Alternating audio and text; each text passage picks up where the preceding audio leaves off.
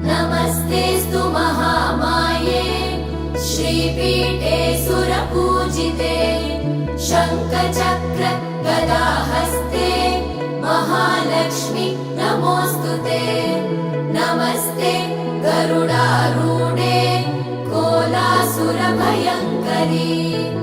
सर्वपाप हरे देवी महालक्ष्मी नमोऽस्तुते।